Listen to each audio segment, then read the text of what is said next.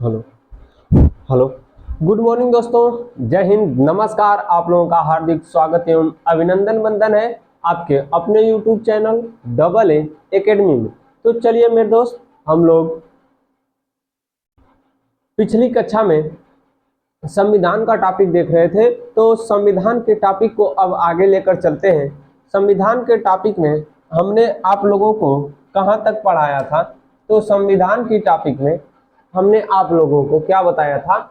केंद्र राज्य संबंध बताया था, प्रशासनिक संबंध हमने आपको बता दिया था। उसके बाद भी जो एक टॉपिक था उसको भी बता दिया था।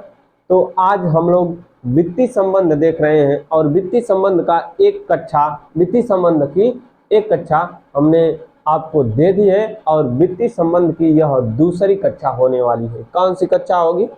वित्तीय संबंध की यह मेरे दोस्तों कौन सी कक्षा होगी? तीसरी कक्षा होगी। कौन सी कक्षा? चलिए दोस्त देखते हैं वित्तीय संबंध की यह कक्षा कौन सी होगी।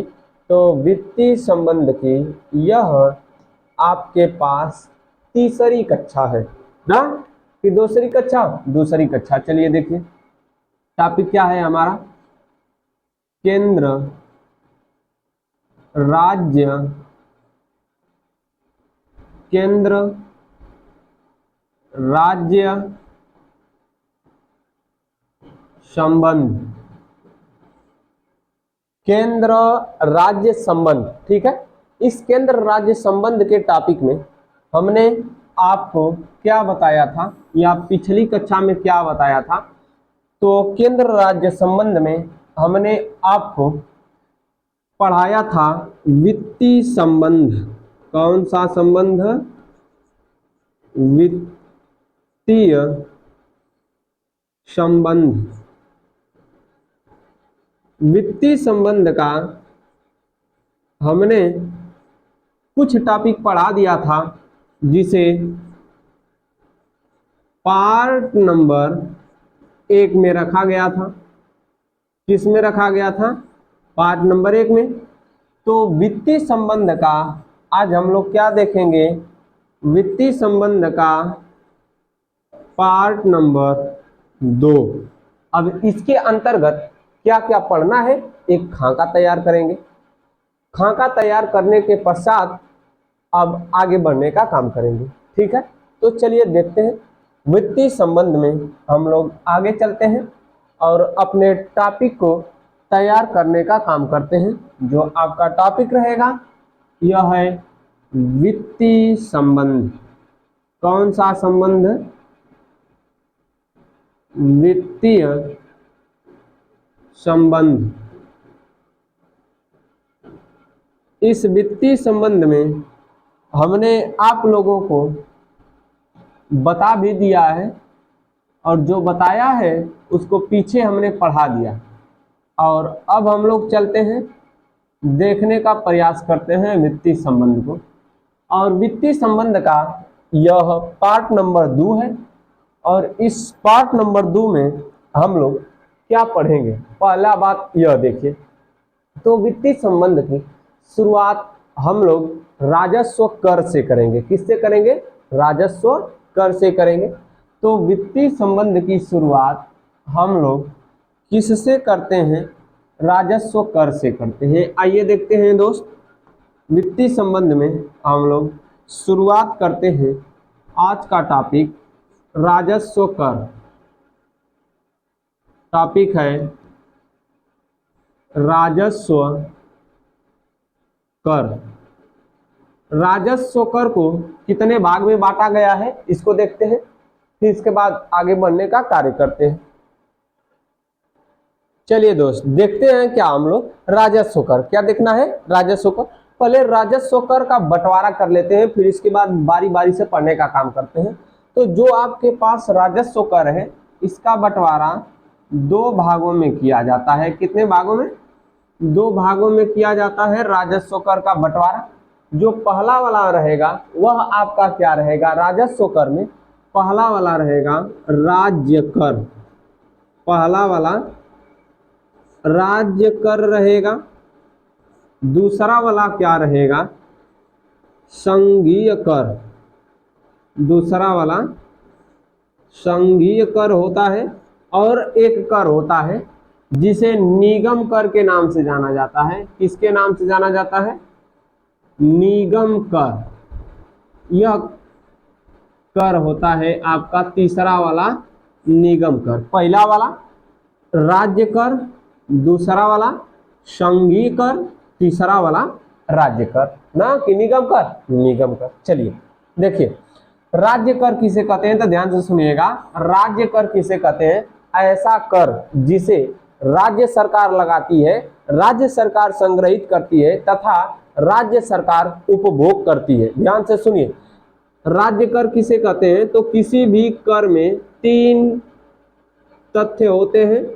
तीनों तथ्य क्या क्या होते हैं देखिए। एक होता है लगाना या लागू करना। लागू करना यानी इसी को कहते हैं आरोपण। कर को लगाने का काम कौन करता है, या कर को आरोपित करने का काम कौन करता है, या कर का आरोपण कौन करता है? एक होता है कर का संग्रह या कर का संग्रहण या कर को संग्रहित करना। लागू करना या आरोपण करना या आरोपित करना एक होता है, संग्रह करना या संग्रहित करना एक होता है आपका खर्च करना। यह खर्च कौन करेगा, यानी इस कर को, जो कर एकत्रित हुआ है, जो टैक्स आया है, उसको संग्रहित किया कौन किया, लगाया कौन, और उसको खर्च कौन किया। तीन बातें होती हैं। तो ऐसा कर जिसे राज्य लगाता है, कौन लगाता है? राज्य लगाता। ऐसा कर जिसे राज्य लगाता है या आरोपित करता है, तथा राज्य ही, कौन सा मेरे दोस्तों? राज्य ही संग्रहित करता है और राज्य ही क्या करता है? खर्च करता है। ऐसा कर जिसे राज्य लगाता है, राज्य आरोपित करता है, राज्य संग्रहित करता है तथा राज्य खर्च करता है, उसे राज्य कर के नाम से जाना जाता है। ठीक है, या उसे राज्य सरकार का कर कहते हैं। संघीय कर क्या होगा, इसको देखिए। ठीक इसी प्रकार से इसमें स्ट्रक्चर बनेगा कि संघ सरकार को लगाएगा कौन, यानी आरोपण कौन करता है? संघ सरकार के करों को आरोपण कौन करता है या आरोपित कौन करता है? दूसरा बात हो गई कि संग्रहित कौन करता है या संग्रहण कौन करता है। तीसरी वाली बात हो गई क्या? तीसरी वाली बात क्या हो गई? यहाँ पर खर्च, यहाँ पर भी खर्च। तो खर्च कौन करता है, यही बात है आपके सामने प्रस्तुत। देखिए, तो ऐसा कर जिसे संघ सरकार लगाती है, कौन सरकार लगाती है? संघ सरकार लगाती है या संघ सरकार आरोपित करती है, तथा संघ और राज्य, संघ और राज्य दोनों एकत्रित करते हैं या संग्रह करते हैं, तथा दोनों में बंटवारा भी कर दिया जाता है। किसका? दोनों में। ध्यान से सुनिए, यह कर संघ और राज्य, संघ और राज्य में क्या कर दिया जाता है? वितरित कर दिया जाता है। ध्यान से सुनिए, ऐसा कर, ध्यान से सुनिए भाई साहब, कर हमको पढ़ना है। कौन सा कर? राजस्व कर। राजस्व कर में हमने दो प्रकार का कर बताया। निगम कर को छोड़ दीजिए, निगम कर को नहीं पढ़ना है, बाद में देख लेंगे।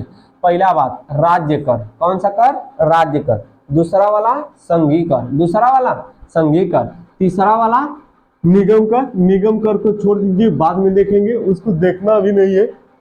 पहला वाला राज्य कर क्या है कि ऐसा कर जिसे राज्य लागू करता है, राज्य संग्रहण करता है और राज्य खर्च करता है, उसे राज्य कर कहते हैं। संघीय कर ऐसा कर जिसे राज्य आरोपित करता है या लागू करता है, ना कि संघ ऐसा कर जिसे संघ आरोपित करता है या लगाता है, तथा संघ और राज्य दोनों मिलकर संग्रहण करते हैं और संघ और राज्य के बीच में, किसके बीच में? संघ और राज्य के बीच में क्या कर दिया जाता है? वितरित कर दिया जाता है। किसके बीच में? संघ और राज्य के बीच में। किसके बीच में भाई साहब? संघ तथा राज्य के बीच में क्या कर दिया जाता है? वितरित कर दिया जाता है उसे संघी कर या संघ कर के नाम से जाना जाता है। अब हम लोग देखते हैं कि अब आगे हमको बढ़ना है। क्या पढ़ना है कि अब पढ़ना क्या है, पहली बात ही जानिए, आगे बढ़ना है और पढ़ना है क्या कि आज के वित्तीय संबंध की कक्षा में, वित्तीय संबंध की कक्षा में हमको क्या क्या पढ़ना है। पहला बात ही सुनिए, वित्तीय संबंध की कक्षा में हमको क्या क्या पढ़ना है या कौन कौन सा अनुच्छेद पढ़ना है, आज उसके बारे में चर्चा करिए।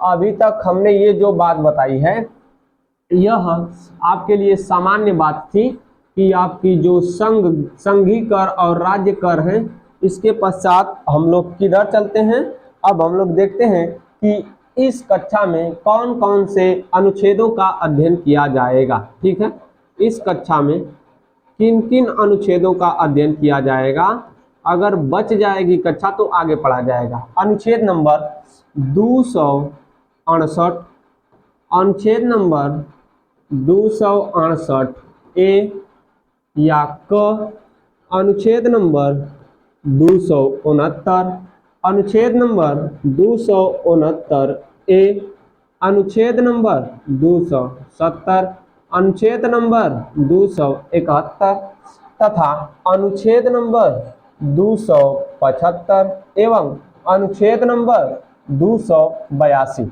आज की कक्षा में यानी वित्तीय संबंध की कक्षा में इतना पढ़ना है। 268, 68 ए, 69, 69 ए, 70, 71, 75 तथा 82 इतने अनुच्छेदों को पढ़ना है। हो सकता है कि हम लोग पढ़ते पढ़ते अनुच्छेद 271 तक चले जाएं, जो बचा रह जाएगा 75 और 82 इसको अगली कक्षा में देख लेंगे। तो वित्तीय संबंध में हम लोग किधर चलते हैं, अनुच्छेद नंबर 268 की ओर आगे बढ़ने का काम करते हैं। ठीक है, वित्तीय संबंध में अनुच्छेद नंबर 268 की ओर हम लोग क्या करते हैं, आगे चलते हैं। तो स्क्रीनशॉट बनाइए कौन कौन सा अनुच्छेद पढ़ना है। आगे हम लोग चलते हैं अनुच्छेद नंबर 268।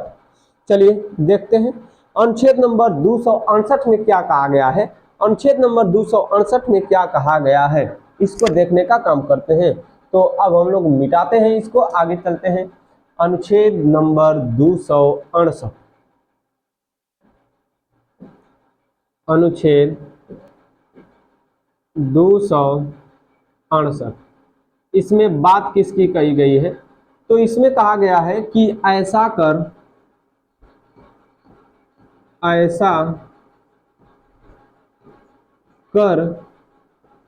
जिसे, ऐसा कर या टैक्स जिसे कौन लगाता है, कौन संग्रहित करता है तथा किसके द्वारा उपभोग किया जाता है। ऐसा कर जिसे संघ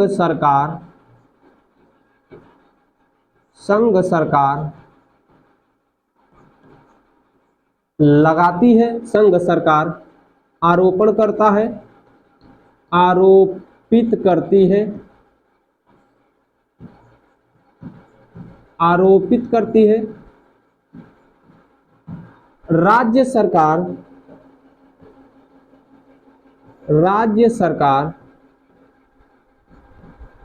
संग्रहित करती है, राज्य सरकार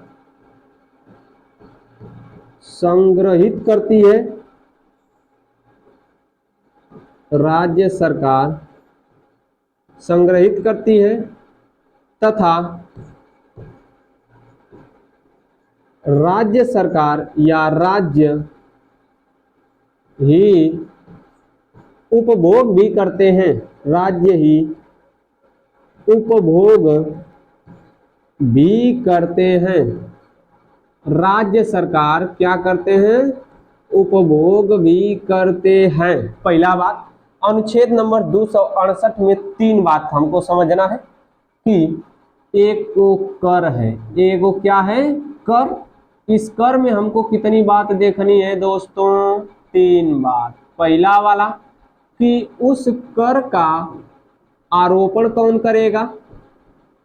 दूसरा बात क्या देखना है कि उस कर का संग्रहण कौन करेगा।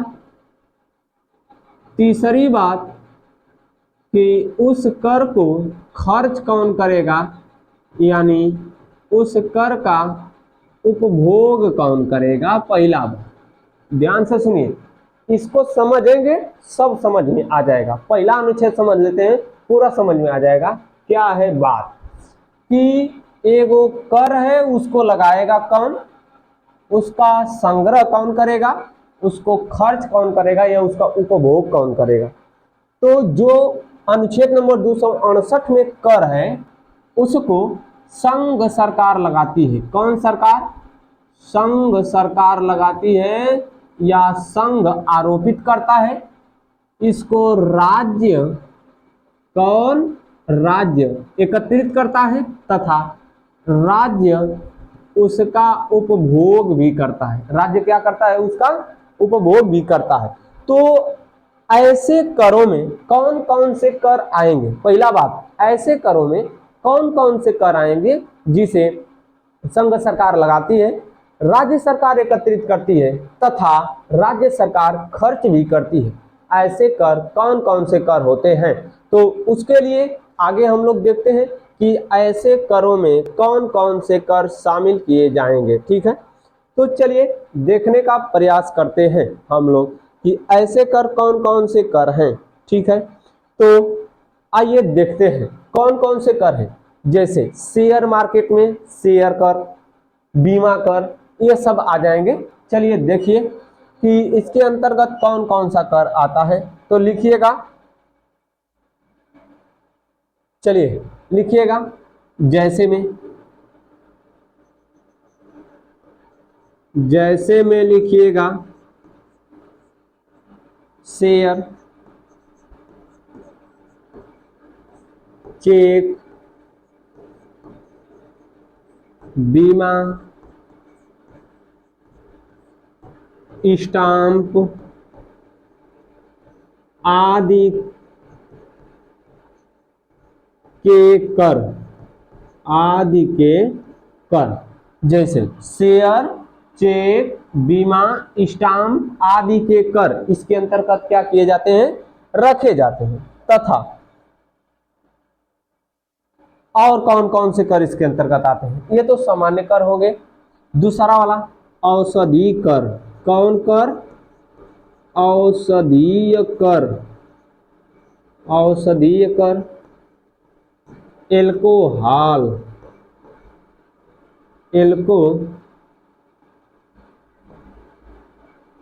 औषधीय कर।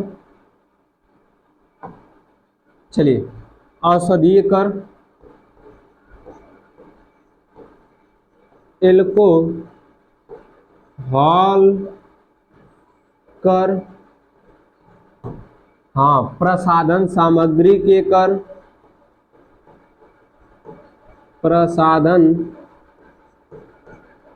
सामग्री कर, कामा नारकोटिज्म,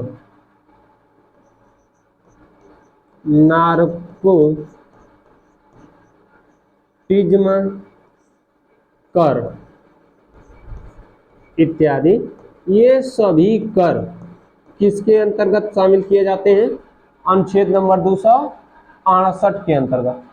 अनुच्छेद नंबर 268, अनुच्छेद नंबर 268 में ऐसा कर जिसे राज्य सरकार क्या करती है?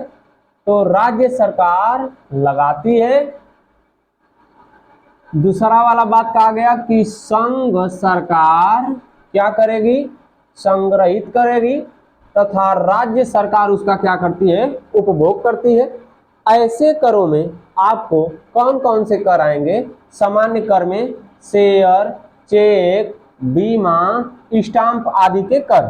फिर इसके बाद औषधीय कर जो दवाई पर लगाए जाते हैं, एल्कोहल कर जो दारू पर लगाए जाते हैं, प्रसाधन सामग्री के कर जो क्रीम, पाउडर, फिर जो आपकी सुंदरता को बढ़ा दे, ऐसी सामग्री जो आपकी सुंदरता को बढ़ा दे। क्रीम पाउडर से संबंधित जितना हो गया प्रसाधन सामग्री, एक बात में बोले तो ब्यूटी पार्लर की जितनी सामग्री हो जाएगी, यह किसके अंतर्गत आ जाता है? प्रसाधन सामग्री के अंतर्गत आ जाता है। नार्कोटिज्म कर आ जाता है, जो देखेंगे तो चरस अफीम बेचा जाता है, चोरी से बेचा जाता है।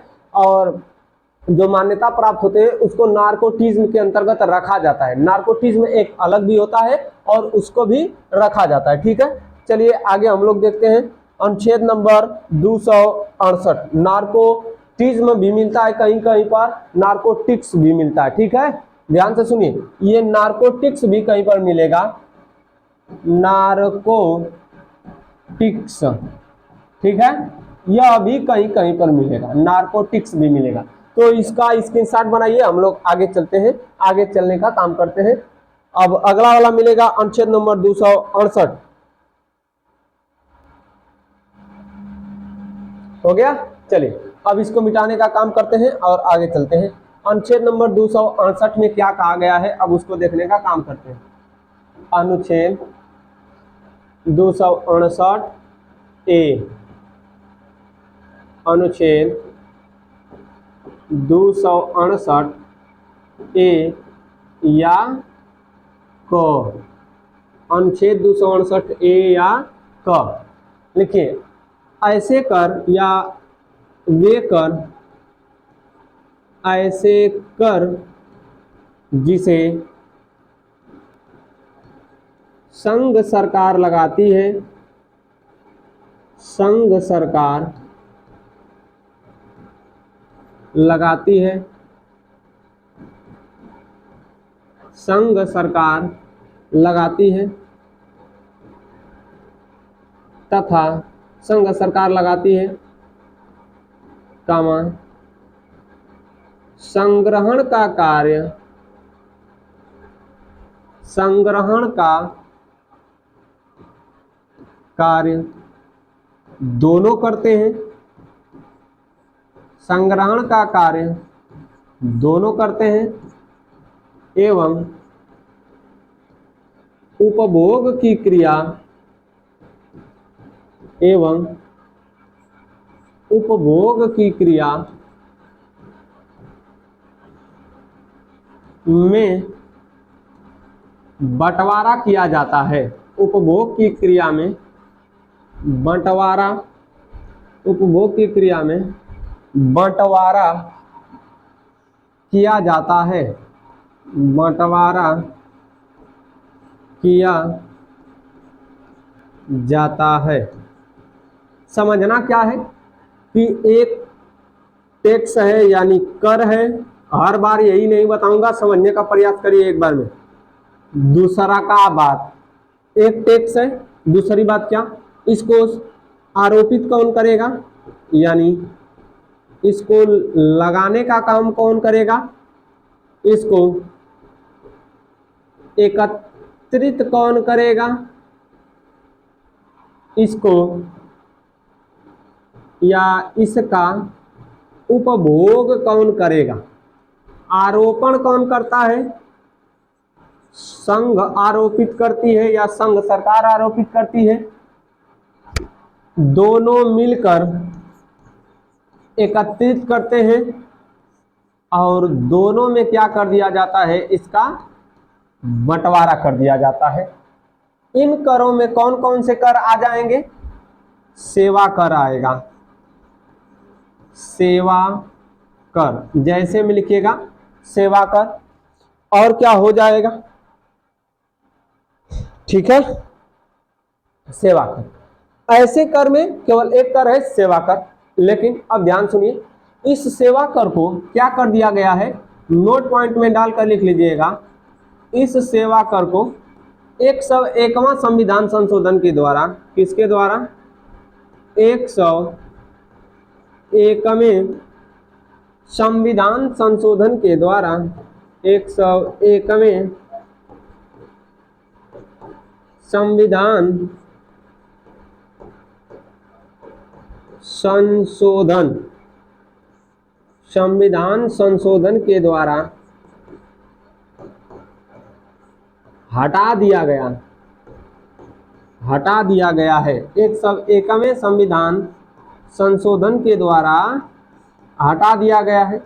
अब कहेंगे कि हटाकर इसको रखा कहाँ पर गया है, तो जीएसटी में शामिल किया गया है। अब कहेंगे कि जीएसटी किस अनुच्छेद में है, नहीं बताऊंगा, क्यों, क्योंकि जीएसटी पर हमको मेरे दोस्तों विस्तृत कक्षा लेनी है, एक जीएसटी पर ही केवल चर्चा होगी। ठीक है, तो आगे देखिए हमारे पास अनुच्छेद नंबर 268 है क्या? अनुच्छेद नंबर 268 कहता है कि आपके पास कर है, वह कर लगाएगा कौन? संघ सरकार लगाएगी। बटोरेगा कौन? दोनों बटोरेंगे। खाएगा कौन उसको? दोनों खाएंगे। जैसे मान लीजिए दो गो दोस्त हैं और दोनों क्या कर गए भैया, कहू का अमरुद तोरे चल गिना। सोन बात समझा, दोनों ठुआ अमरुद तोरे चल गिना, तो अमृतवा तोरी के ई बात होले, अमृतवा बटोरी के ई बात होले, और ई खाई के। तो अब मैं जो पहिलका वाला रही, जो तनी दिमाग का तेज रही, अब वो कही कि हम ना चढ़ तू चढ़ जो, पेड़वा हम ना चढ़ तू चढ़ जो। तो अब यह कही छोटका वाला कोनो जो दिमाग का तनी हल्लू कही कि खा ल, कही कि अच्छा हम चढ़ जाती। तो वह बात हो गई। तोड़ेगा कौन? पहला बात, तोड़ेगा कौन? तो तोड़ने का काम करेगा मान लीजिए ए। बटोरेगा कौन? अगर नीचे बी है तो बी बटोर देगा।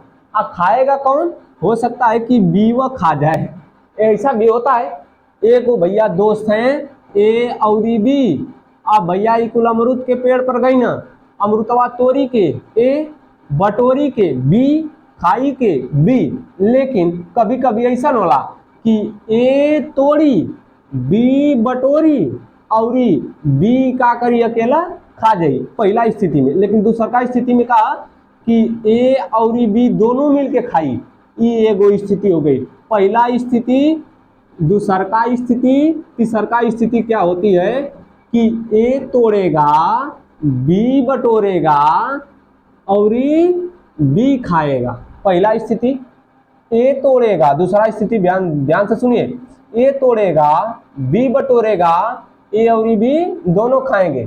तीसरी स्थिति का है ए तोड़ेगा, बी और ये दोनों बटोरेंगे, बी और ये दोनों खाएंगे। वह बात यहाँ पर है, देखिए अभी 68 में क्या था कि संघ सरकार लगाएगी। कौन लगाएगी? संघ सरकार। और बटोरेगा कौन? अब आप लोग बताइए। और खाएगा कौन? आप लोग बताइए। तो ध्यान से सुनिए, ई 268 वाली बात में क्या था कि संघ सरकार लगाएगी, राज्य सरकार, कौन सरकार? राज्य सरकार एकत्रित करेगी और राज्य सरकार क्या करेगी? खाएगी। देखा, संघ के माना ए और राज्य के माना बी। तो अब होत का देखा, पहला ए लगावत ह, बी बटोरत ह, बी का करत ह? खात ह। दूसरा स्थिति का हुई कि ए लगाई, बी बटोरी, ए तोरी, बी खाई, बी बटोरी। स्थिति दूसरा। स्थिति नंबर तीसरा का कि ए तोड़ेगा, बी और ए दोनों बटोरेंगे, बी और ए दोनों खाएंगे। वही स्थिति यहाँ पर है, संघ सरकार लगा रही है, दोनों बटोर रहे हैं, दोनों क्या कर रहे हैं? खा रहे हैं। अनुच्छेद नंबर 268 ए। आगे चलिए स्क्रीनशॉट बनाइए, अनुच्छेद नंबर 269 की ओर चलते हैं।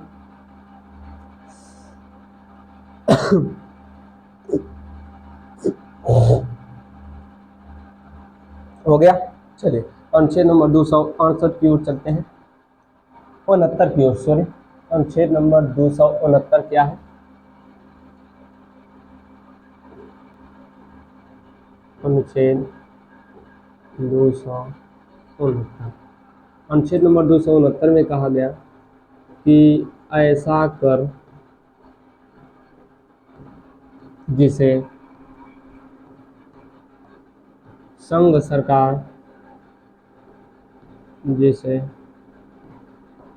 संघ सरकार आरोपित करती है, संघ सरकार आरोपित करती है, संघ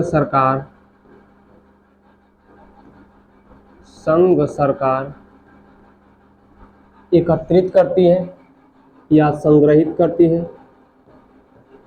संघ सरकार संग्रहित करती है, संघ सरकार संग्रहित करती है तथा राज्य सरकार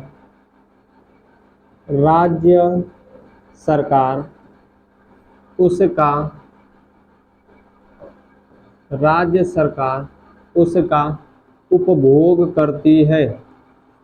राज्य सरकार उसका उपभोग करती है। स्थिति अनुच्छेद नंबर 269 में हमारे पास एक है टैक्स यानी कर, इसको राज्य सरकार की संघ सरकार लगाती है, संघ सरकार बटोरती है और ये राज्य सरकार क्या करती है, खाने का काम करती है यानी उपभोग करती है। ठीक है, संघ सरकार लगाएगी, संघ सरकार बटोरेगी, संघ सरकार क्या करेगी, खाएगी नहीं, राज्य सरकार खाएगी। ठीक है, जैसे इसके अंतर्गत लिखिए, इसके अंतर्गत लिखिएगा अंतरराज्यीय, कौन सा, अंतरराज्यीय।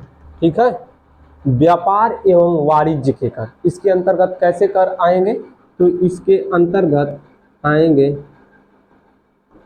अंतरराज्यीय व्यापार, अंतरराज्यीय व्यापार एवं वाणिज्य, अंतरराज्यीय व्यापार एवं वाणिज्य पर क्या किया जाता है दोस्तों, क्रय और विक्रय किया जाता है। व्यापार और वाणिज्य के क्रय और विक्रय का कर, जैसे ध्यान से सुनिए, अंतरराज्यीय का मतलब एक राज्य से दूसरे राज्य, अंतरराज्यीय का अर्थ क्या होता है, एक राज्य से दूसरे राज्य, मतलब उत्तर प्रदेश से मध्य प्रदेश या तो मध्य प्रदेश से राजस्थान या राजस्थान से गुजरात।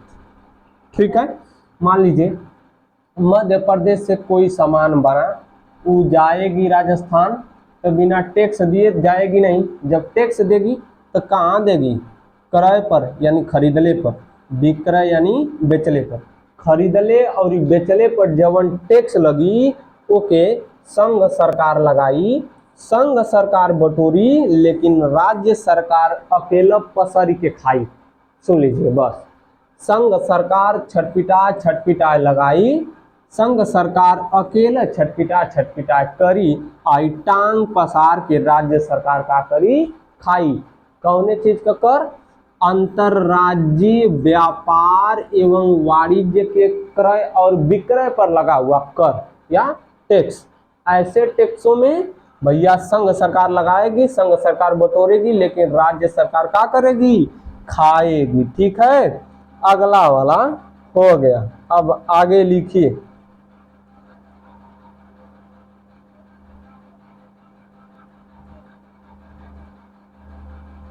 हो गया।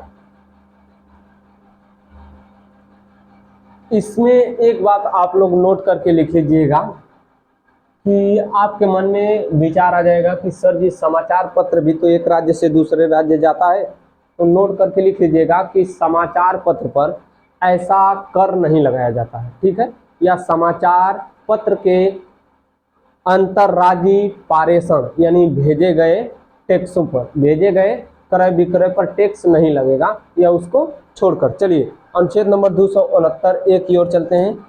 चलिए आइए देखते हैं अनुच्छेद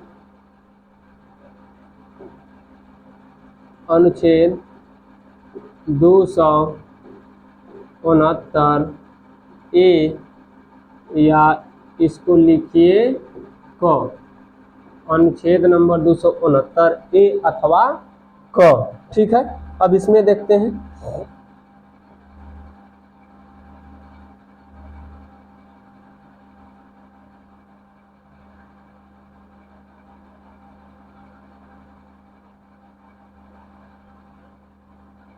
ठीक है, अनुच्छेद नंबर 269 ए में किसकी बात की गई है, IGST की बात की गई है, IGST।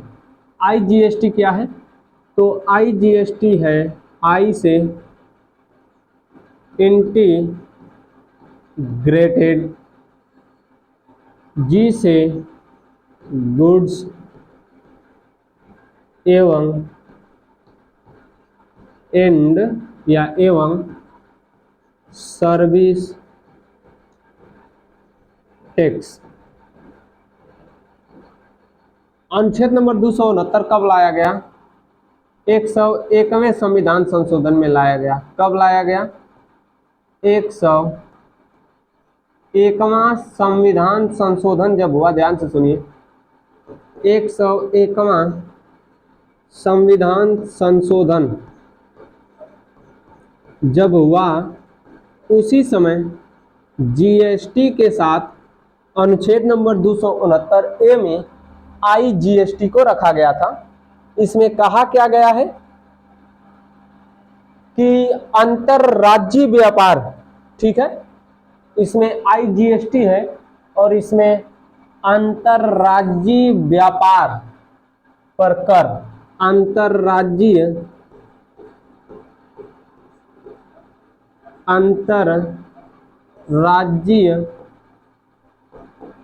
व्यापार एवं वाणिज्य कर जो अनुच्छेद नंबर 269 में छूट गया था, ध्यान से सुनिए, जो अनुच्छेद 269 में छूट गया था उसे अनुच्छेद नंबर 269A में रख दिया गया। ठीक है, चलिए अब आगे चलते हैं, स्क्रीनशॉट बनाइए जल्दी से।